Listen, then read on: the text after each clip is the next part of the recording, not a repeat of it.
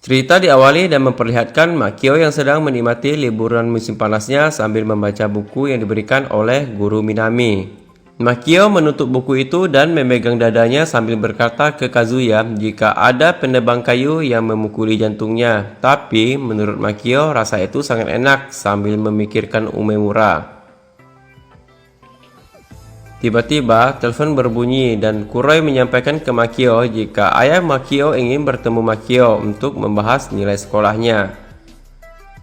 Sesampainya di rumah, ayah Makio agak kecewa saat melihat rapot Makio yang hampir semua berwarna merah. Tapi, ayahnya tetap memberikannya semangat dan menyuruh Makio untuk menikmati libur musim panasnya. Tiba-tiba, Makio sangat kaget saat melihat kedatangan adiknya, Mikio. Makio langsung teringat ucapan ayahnya bahwa jika dia tidak lulus, maka Mikio lah yang akan menggantikannya, sehingga ia merasa sedikit khawatir dan tidak nyaman. Keesokan harinya, Makio datang ke sekolah untuk kelas tambahannya, sementara murid lain tengah libur menikmati musim panas. Saat melewati ruang guru, Makio mendengar beberapa guru tampak berencana untuk libur musim panas ke Hokkaido. Entah kenapa, Makio kesal sendiri dan mengoceh kenapa musim panas begitu spesial. Ditambah lagi, dia melihat salah satu guru prianya mengajak guru Minami untuk pergi nonton bersama. Makio mengira Minami akan menerima tawaran itu, tapi ternyata dia menolaknya dengan alasan dia harus mengajar anak bodoh di kelasnya. Maksud dari Minami ya sudah pasti Makio lah. Tuh, Cecak aja bilang bener. Makio sedikit terharu karena Minami melakukan itu demi dirinya. Bahkan Makio sempat berpikir jika Minami yang dia panggil sebagai wajah besi itu ternyata cantik juga. Dia juga sempat berpikir untuk tidak lagi memanggilnya dengan sebutan si wajah besi. Namun Makio kembali kesal karena Minami memberinya banyak pekerjaan dan tugas. Makio kembali memanggilnya dengan sebutan si wajah besi.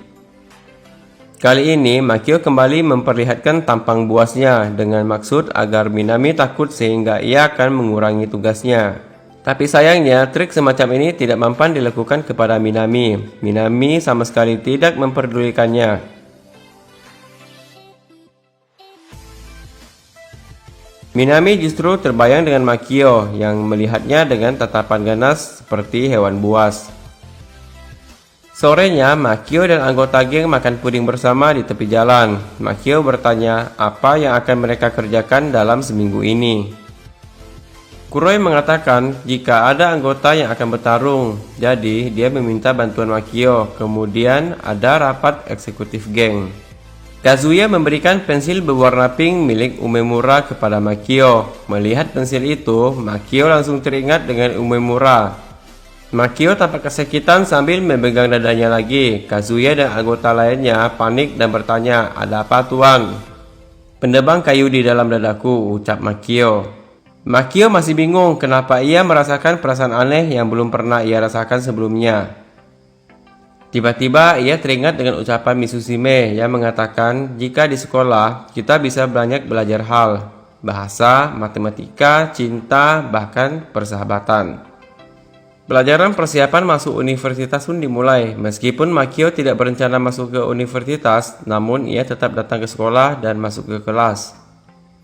Entah apa yang terjadi, Makio sangat kaget begitu melihat Umemura. Dia bahkan jadi serba salah dan grogi. Bahkan saat ia mengembalikan pensil pink milik Umemura, tangan Makio terlihat begitu gemetaran dan dia tidak bisa berbicara dengan benar.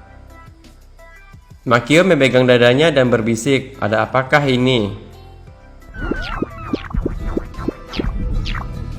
Dalam mobil, Kuroi mengatakan kepada Makio jika nanti malam ada penyambutan kedatangan Mikio. Saat pesta, suasana hati Makio tidak begitu baik. Dia hanya melihat Mikio dari kejauhan. Tampaknya ia masih takut kalah saing dari Mikio. Saat Makio keluar, Mikio menghampirinya dan mengatakan jika dia tidak tertarik dengan dunia Yakuza. Dengan senyum manis, Mikio menggoda kakaknya dengan mengatakan apakah tidak ada gadis yang disukainya. Besoknya hujan turun saat Makio tengah berjalan ke sekolah. Ia berencana untuk pulang saja, tapi tiba-tiba Umemura datang dan membagi payungnya. Makio kembali memegang dadanya dan berbicara gugup. Di sisi lain, Minami tampak berkumpul di kantor bersama guru lainnya.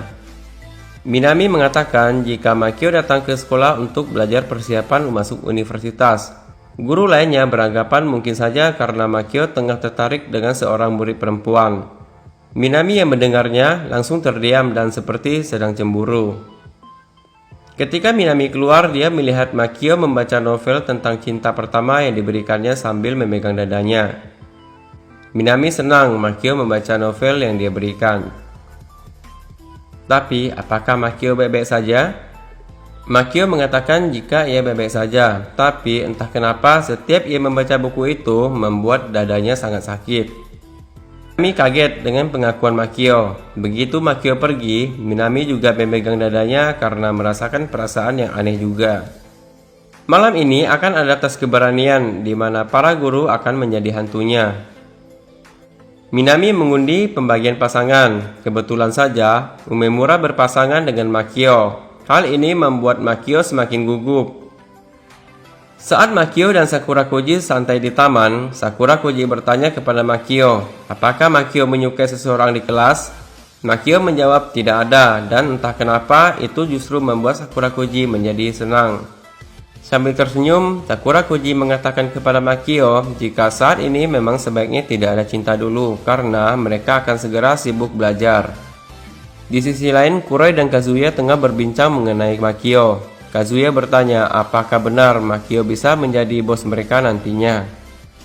Kuroi menjawab jika Makio pasti bisa karena dia memiliki teman dan guru yang sangat cantik sehingga dia akan lulus. Kazuya justru berpikiran lain. Menurutnya justru karena itulah dia khawatir Makio senang di sekolah sehingga dia merasa mereka semakin jauh. Malamnya, tes keberanian pun dimulai. Setiap pasangan saling berpencar di hutan. Makio tampak gemetar dan ketakutan. Ini Yakuza kok takut hantu ya? Ternyata pikiran saya salah ya teman-teman. Rupanya ia gemetar karena berjalan berdua dengan Umemura.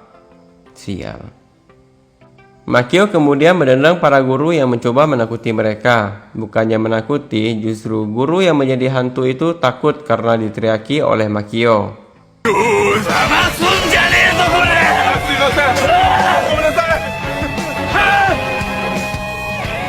Dada Makio semakin sakit ketika Makio mencoba menangkap Umemura yang hampir terjatuh.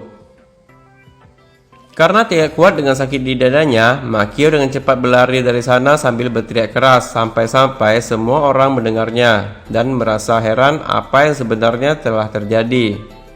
Makio memukul-mukul kepalanya ke pohon sambil berteriak, "Penebang kayu, tolong berhenti memukul di dalam dadaku." Beberapa saat kemudian, Makio berhenti ketika melihat seekor sapi di depannya. Sapi itu bernama Turgenev, milik kepala sekolah. Melihat sapi itu, dia teringat dengan buku cinta pertama yang sempat dia baca, di mana judulnya juga Turgenev. Makio berpikir dan akhirnya sadar, mungkinkah aku tengah mengalami cinta pertama? Dan film pun bersambung.